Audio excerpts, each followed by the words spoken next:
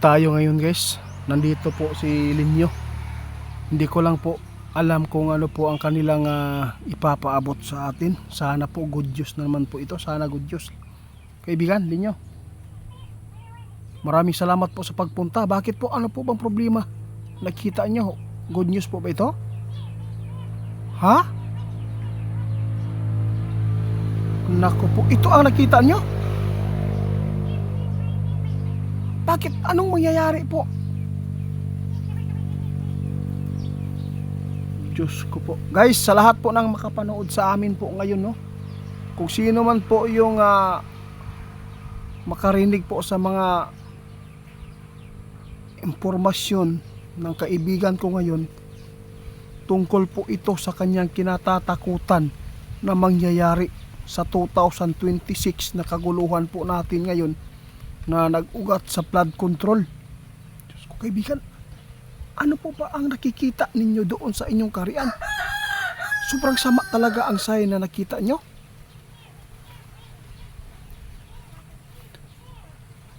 Nagbabala si kaibigan po ngayon, no, sa lahat po ng makapanood sa amin. Sa lahat po ng makapanood, paki-share na lang po ito guys para ma-aware po ang lahat ng mga kababayan po natin dito sa Pilipinas. Bakit po? Natakot si kaibigan guys. Grabe po ang nangyayari guys doon sa kanilang karian ngayon. Grabe po ang pagpasok ng mga impormasyon na masama na magaganap dito sa Pilipinas dahil sa kaguluhan ito guys. May darating daw na nakita si kaibigan guys na ang mga tao doon sa Manila, maraming buhay ang mamamatay nito. Bakit po kaibigan mamamatay? Kung hindi ito maiayos guys ng namumuno ngayon, posibleng hahantong ito sa patayan. Masilan po ang nakikita ng ating kaibigan pero wala man talagang hindi po pwedeng hindi maipaabot nila guys. Hindi po pwede na hindi ipaabot para ma-aware ang mga tao ngayon na nagkimkim ng galit at masamang plano ngayon guys. May masamang plano ang mga tao ngayon na hindi maganda. Kapag ito ay nangyari, sigurado guys, maraming mapapahamak na mga inosente dito. Kaibigan, dahil ito sa kaguluhan na nangyayari dito sa ating guys, lalo na yung sa korupsyon po ito eh.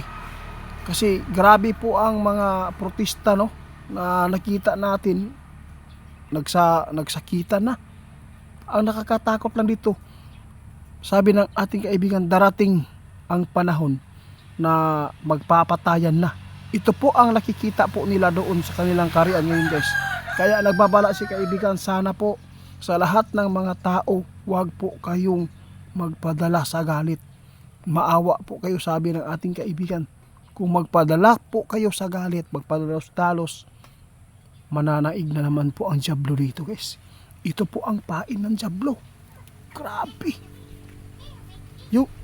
Oo, tama ka gabi. Yung nangyari sa flood control guys, isa po dito sa pain ng demonyo para ang mga tao.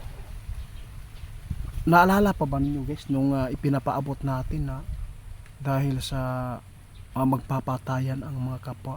Hindi pa natin alam ito guys kasi alam po ninyo ngayon pinatasan ang sahod ng sundalo daw. Ito po yung nakuha natin ng mga impormasyon sa mga nagpaabot sa atin.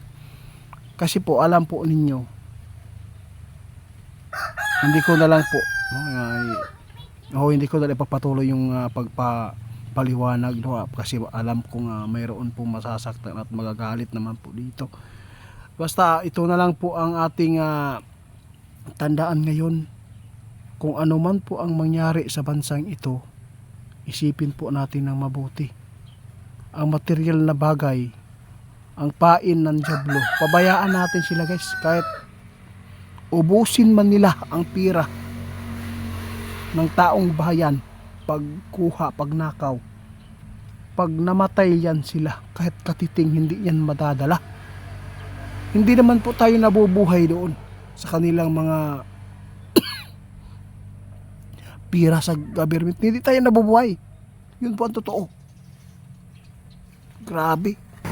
Sabi ng ating kaibigan guys, hindi tayo nabubuhay sa pira ng kaban ng taong bayan. Yun po ang totoo. Sa totoo lang guys, masakit mag-isipin na ito po yung sinabi ng ating kaibigan. Pero ito ang katotohanan guys. Tayo ang nagbuhay ng mga niluklok natin sa politiko. Tayo ang nagpapasahod sa mga nagtatrabaho sa government. Yun po ang totoo. Hindi tayo nabubuhay sa gobyerno. Tayo ang nagbubuhay sa kanila, kaya hindi tayo pwede na magpadala sa nangyayari sa kaguluhan. Kasi kapag mangyari ito guys, kung nagpadala kayo, lalo na matutuwa ang demonyo. Marami siyang mahikayat na ito po ang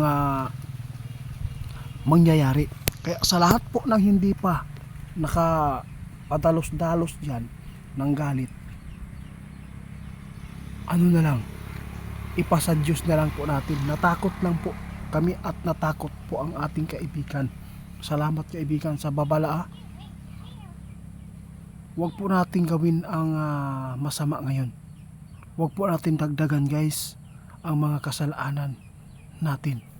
Kaya sana po maintindihan po ninyo itong babala ng ating kaibigan. Buhay po ang nakataya dito guys. Kung hindi ito maiayos guys, maraming mamamatay ito guys sa 2026, 2027.